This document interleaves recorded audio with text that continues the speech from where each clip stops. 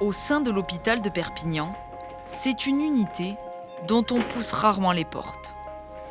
Est-ce que vous allez pouvoir nous raconter, donc le 15, qu'est-ce qui s'est passé? Ici, en plus du travail médical, le personnel hospitalier reconstitue des scènes d'agression. Il est arrivé en courant sur moi, il m'a attrapé les bras et il m'a poussé. Moi qui étais sur le sol, en fait, il s'est mis à genoux. Il a pris une position de combat, j'ai pas compris. Chaque patient est reçu seul. Aucun proche ne peut assister au rendez-vous.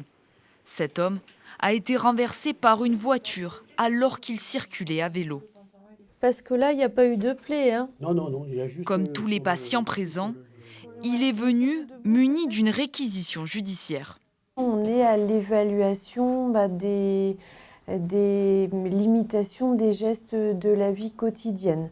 C'est pour les gendarmes nous demandent d'établir une ITT. Et cette ITT, elle permet de qualifier l'infraction en fonction du nombre de jours.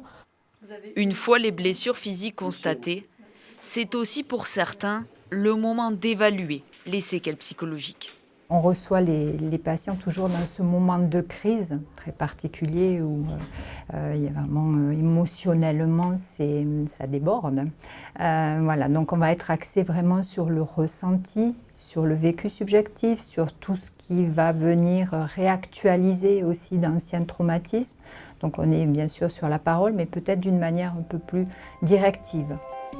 Des adultes, mais aussi des enfants livrent leurs récits. Des histoires d'inceste, des violences intrafamiliales, difficiles pour un public non averti. Tout au long de ce parcours, les infirmières deviennent des repères. Il faut vraiment se rappeler à chaque instant que c'est une victime, que la temporalité n'est plus la même, ça va être la sienne, on ne brusque pas, on va être vraiment dans l'écoute, la bienveillance. On ne peut pas forcer quelqu'un, il faut tout le temps qu'on explique chaque étape, on respecte vraiment l'autre. Enfin, la thanatologie en chambre mortuaire représente 1/10 de l'activité de l'unité et concerne des affaires protégées aussi par le secret judiciaire.